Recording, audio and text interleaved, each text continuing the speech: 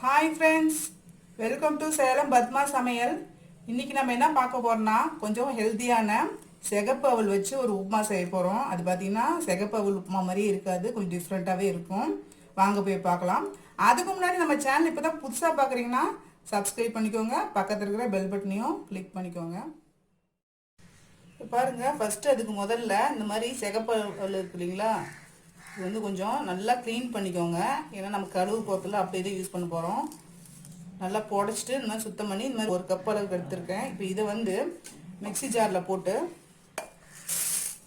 ரவை மாதிரி உடச்சிட்டு வந்துடுறேன். இப்போ அந்த அரைச்ச அவலை இந்த மாதிரி பவுலில் கொட்டிக்கலாம். பாருங்கள், இந்த அளவுக்கு இருக்கணும். இப்போ இதில் சூடாக இருக்கிற தண்ணி மூழ்கிற அளவுக்கு ஊற்றினா போதும்.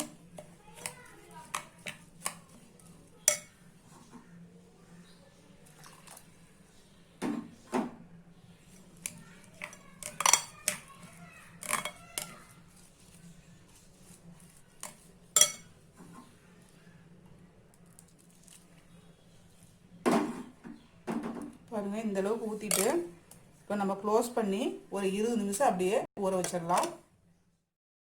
இப்போ பாருங்க, நான் ஒரு பேனில் 2 டேபிள் ஸ்பூன் அளவுக்கு ஆயில் ஊற்றி வச்சுருக்கேன். இப்போது கொஞ்சமாக கடுகு பொரியணும். இப்போ கடுகு பொரியுது. இது 1 டீஸ்பூன் உளுத்தம்பருப்பு, கடலைப்பருப்பு 1 டீஸ்பூன், ஒரு 5-6 முந்திரி பருப்பு போட்டுக்கலாம்.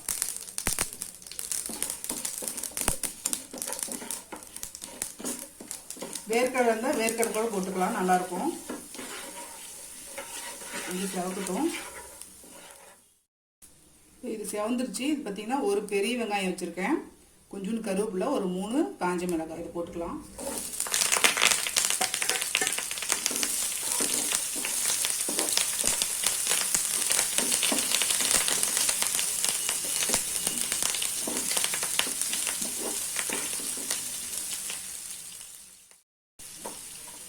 கொஞ்சமாக உப்பு போட்டுக்கலாம். உப்பு அந்த வெங்காயத்தில் ஏறும்போது நல்லா கொஞ்சம் டேஸ்ட்டாக இருக்கும். இந்த அவல் நம்ம ஏன் அரைச்சி போடுறோம்னா, அப்படியே முழுசாக போட்டோம்னா ஒரு மாதிரி நறுக்குன்னு இருக்கிற மாதிரி இருக்கும். இந்த மாதிரி அரைச்சிட்டு நாங்கள் பண்ணும்போது பார்த்திங்கன்னா அவல் உப்புமான்னு தெரியாது, கிட்ஸ்க்கெலாம் கொடுத்துடலாம். அதே மாதிரி நல்லா சாஃப்டாகவும் இருக்கும்.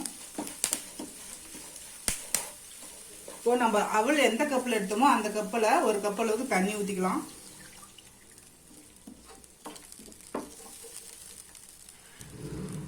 உப்பு இன்னும் கொஞ்சம் போட்டுக்கலாம் தேவையான அளவுக்கு.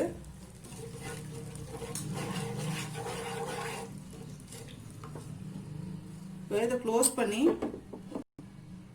ஒரு 2 நிமிஷம் கொதிக்க வச்சுக்கலாம். ஒரு 2 நிமிஷம் ஆயிடுச்சு, ஓப்பன் பண்ணிக்கலாம். இப்போ நம்ம இந்த ஊற வச்சு அவல் பாருங்க, தண்ணியெல்லாம் ஃபுல்லாக இழுத்துட்டுச்சு. இப்போது இதை போட்டுக்கலாம். கட்டியாக இருக்கும், நல்லா மிக்ஸ் பண்ணிட்டு போட்டுக்கலாம்.